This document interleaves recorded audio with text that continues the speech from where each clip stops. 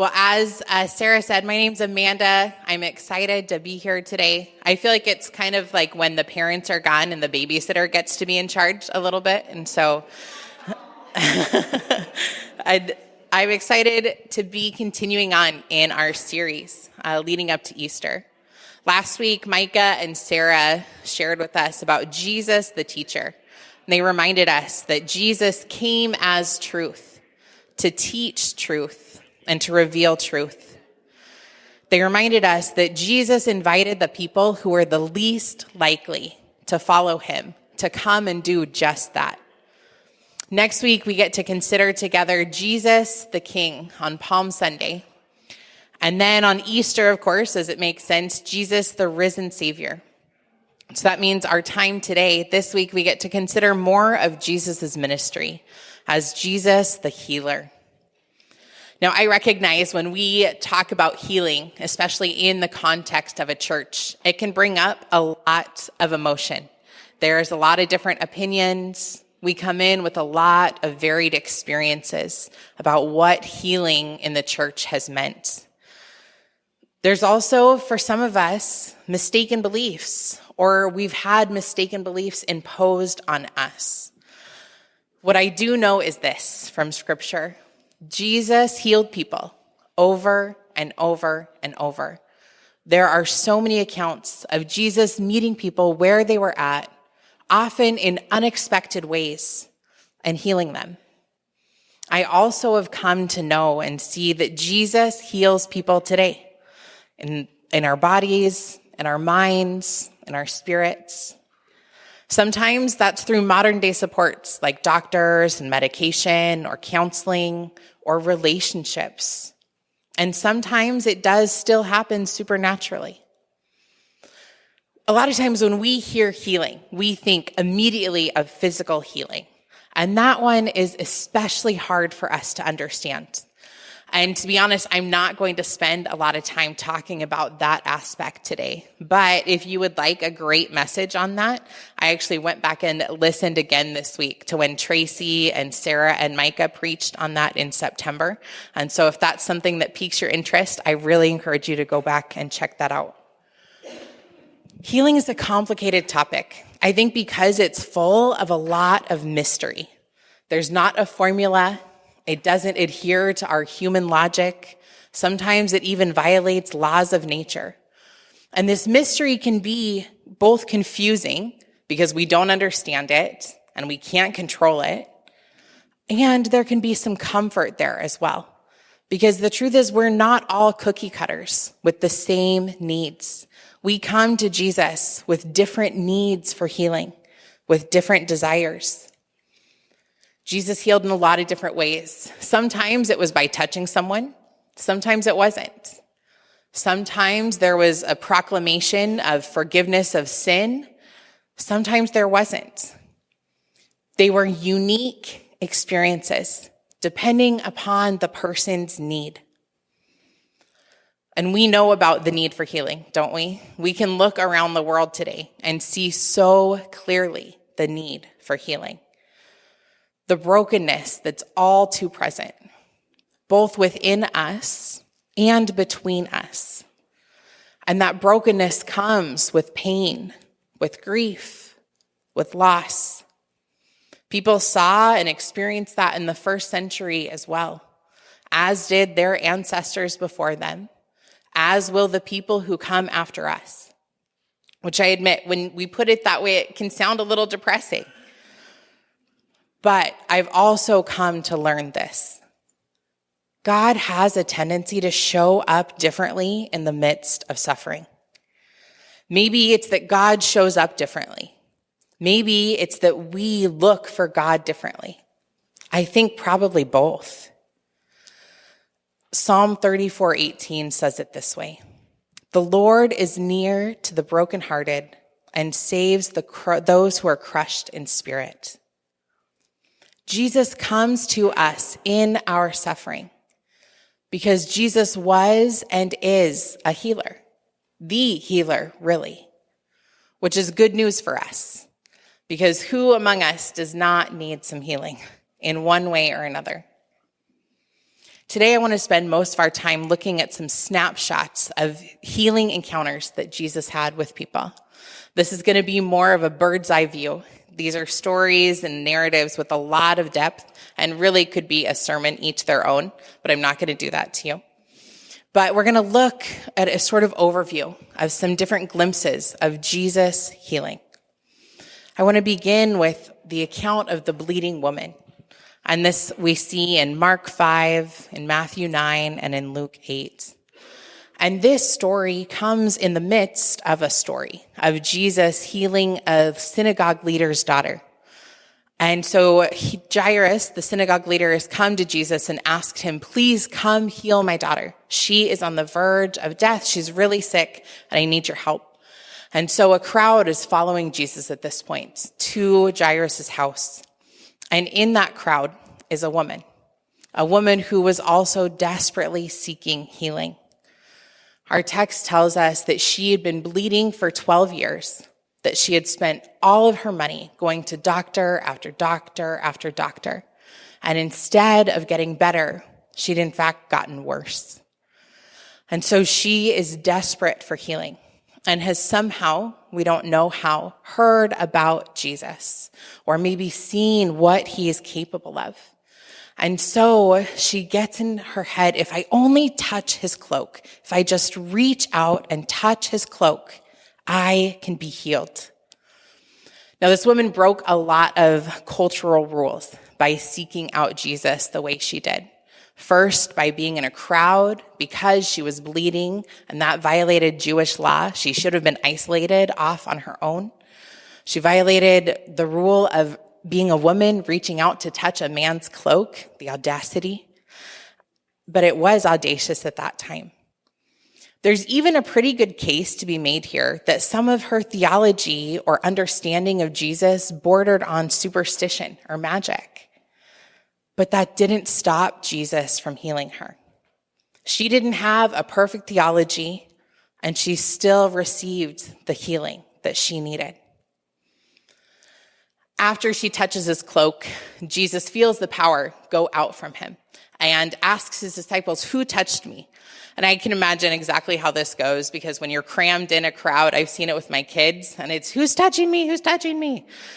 And the disciples respond somewhat similarly. And they're like, Jesus, you're in a crowd. What do you expect? You're being touched. But this woman knew.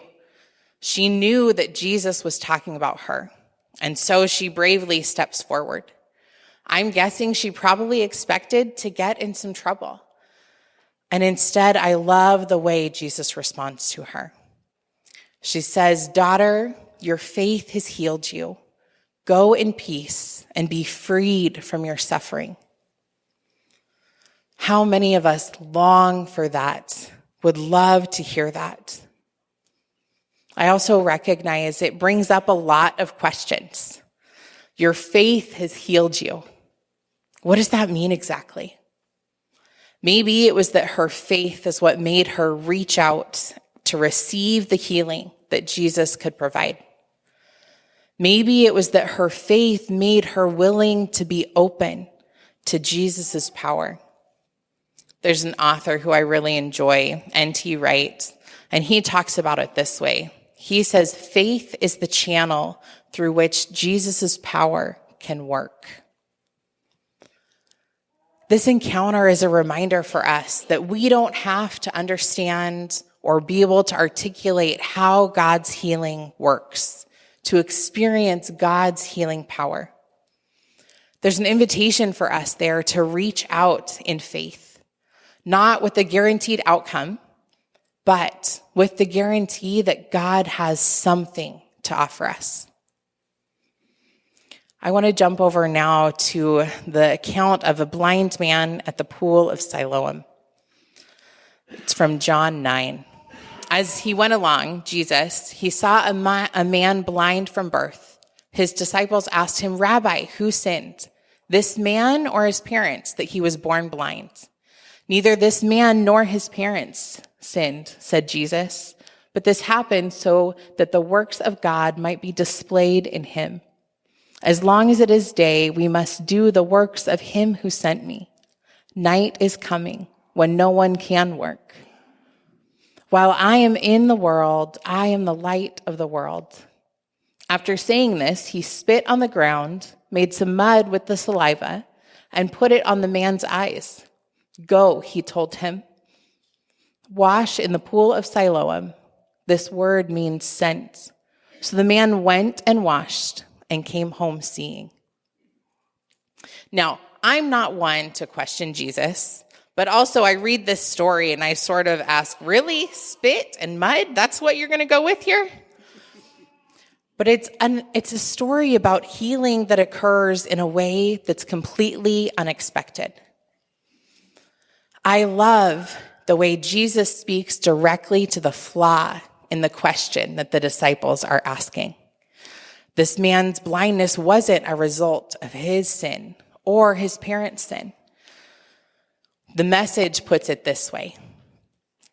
Jesus said, "You're asking the wrong question. You're looking for someone to blame. There's no such cause-effect here. Look instead for what God can do."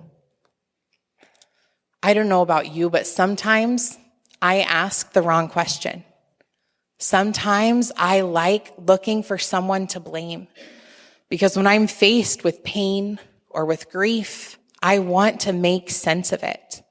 And so that questioning comes from trying to make sense of what we're experiencing. I can't help but wonder how things would look different if we were to, as Jesus said, look for what God can do.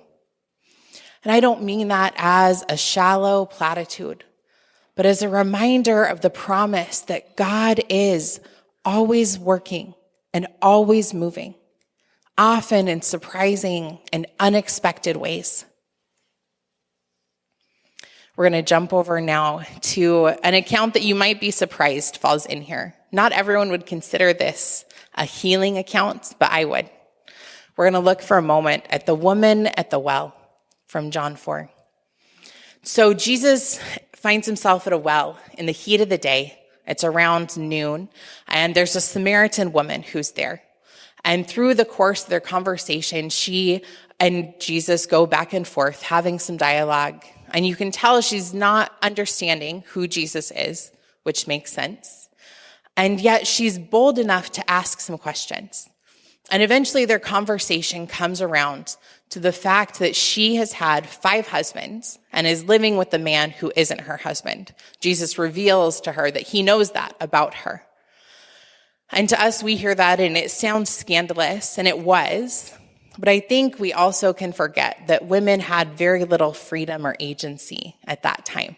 And so there is also a good likelihood that she had been someone who had been passed around, who didn't have a lot of say in who she was married to or who she wasn't. But what we see Jesus do in the midst of that, he speaks to that place of shame and brokenness, that place that she thinks defines her, that truth that she has claimed as her identity. He shows her that he sees her and sees that that is not who she is, that that is not all she is. Then he goes on to empower her to become the first gospel preacher. He uses her brokenness and her healing to restore her to community and to then help her community find healing themselves. It's a reminder for us that Jesus sees those places of hurt and shame within us, that he can touch those, heal them, and invite us to proclaim the truth and hope of who he is. Now we're going to continue on our journey and look at a well-known story of Lazarus being raised from the dead out of John 11. This is another one of those accounts that raises a lot of questions. Jesus gets word from Mary and Martha that their brother Lazarus is sick. And at this point, he's only a few miles away. But Jesus doesn't go to Lazarus right away. He tells his disciples they're going to wait. And eventually, Lazarus dies. And so at that point, Jesus tells the disciples, okay, we're going to go now. Now we will go to Lazarus. And I can imagine if I were one of them, I would probably have a lot of questions at that point. Like, we are so close, Jesus. Why would we not go sooner? At the very least, to say goodbye. And I love what happens between Jesus and Martha when Jesus gets there. So Jesus takes the disciples and they go, and Martha meets Jesus out on the road. And she tells him words that I relate to. She says, Lord, if you had been here, my brother would not have died. She does go on to also say, and I know that whatever you ask, God will give you. I relate to that question. If you had only been there, God, if you had only done what I had desired, if you had only done this healing that I can clearly see needs to happen. I think a lot of us understand that sentiment. But what fills me with a lot of hope is the way that Jesus doesn't rush straight to resurrection.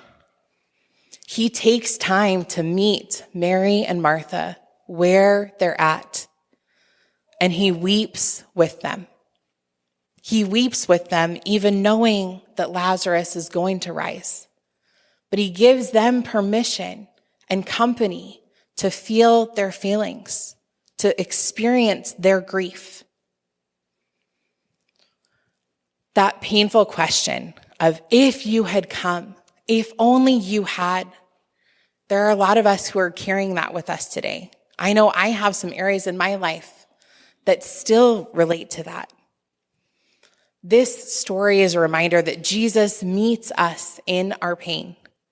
Jesus hears our questions, even our accusations at times, and weeps with us. The way Jesus responds to Lazarus' death reminds us that God does not leave us alone in our suffering. One of the Psalms that I spent a lot of time saying, because I have a weird part-time job of being a funeral officiant, is Psalm 23. And where we hear that a lot at gravesides, it also, for me, is a beautiful reminder that God is a shepherd who doesn't just witness us walking through the valleys of darkness or pain or suffering, but Jesus is a shepherd who walks with us through them, who leads us through them. When we look at Jesus the healer, we're reminded that Jesus sees us. He sees our needs. He offers healing, even when we have accepted our circumstances, even if it feels like the rest of the world could not care less. Jesus reaches into our broken places, not always or even often in the ways we envision or the ways we would dictate. I think of the spit and the mud. And sometimes the truth is that healing is painful. The way a doctor sometimes has to re-break a bone in order to heal it again. But we serve a Jesus who raises what was dead to life again. Now, where the human part of me wishes I could tell you something like, hey, great news, over the last hour, while we were here together, we took care of all the healing needs in the world. When we go back out there, it's all just wonderful and beautiful. But first of all, I don't want to lie to you. That's just not how it works. And so for most of us, we find ourselves in the place where we're waiting for healing. When we aren't experiencing the healing that we hope for or long for, it can be really tempting to believe that maybe God has forgotten about us. Sometimes it's in that waiting that we find ourselves asking, why would God even allow suffering? Why not just cure everything all at once? And I don't have a neat, clean, easy answer to that. What I do know is this: God is with us.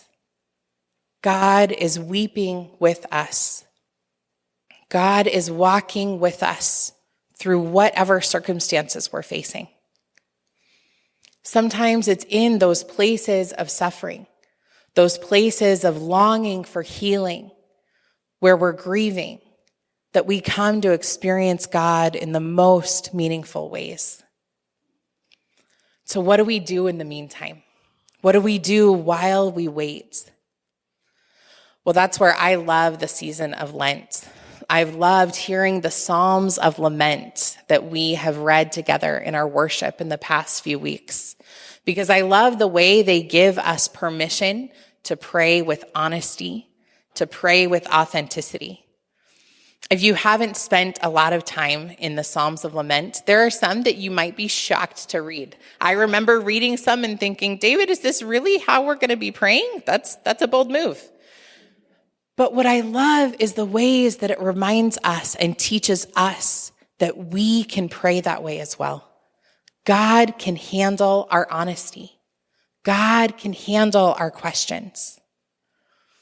While we wait, it's when we also seek out community and connection. It's when we turn to one another. Because it's within those relationships and with those people where we are able to find the strength to live in the hope that has come partially, but that will one day eventually come fully. So while we're all in this time of waiting for healing, waiting for God's complete restoration, I invite you to remember you're not alone. We are in this together. And when hope is too hard to hold, we'll hold it together. And not only are we in this together, but we know that God is with us, especially in those darkest valleys. I'm reminded of the invitation that Jesus has for us when we are feeling burdened and weary. And he has those words for us today as well. Jesus says, "Come to me, all you who are weary and burdened, and I will give you rest. Take my yoke upon you and learn from me, for I am gentle and humble in heart, and you will find rest for your souls. For my yoke is easy and my burden is light." So if that resonates with you today, if you are finding yourself feeling weary, feeling tired, asking questions, you're in a good place. You're in a place within a community where we ask those questions, where we hold space for one another, and where we point each other to the hope of the world. Our praise team's going to come up for us now, and they're going to lead a song as we get to enjoy communion together, as we get to receive this gift of God's grace. So there's stations both here in the middle and at the back where you're invited to come and receive the gift of Jesus' body and blood, the reminder that he is present with you, that he is present within you, and that he offers his gift of love and grace and healing for all of those who wish to come and receive. After communion, I'll come back up and we'll close our time together. As we close, I have a quote that I want to read from one of my all-time favorite authors. Her name is Rachel Held Evans. And she talks a lot about church. And in this context especially, I invite you to think about the church as the people of God. She writes, "There is a difference between curing and healing. And I believe the church is called to the slow and difficult work of healing. We are called to enter into one another's pain, anoint it as holy, and stick around no matter the outcome.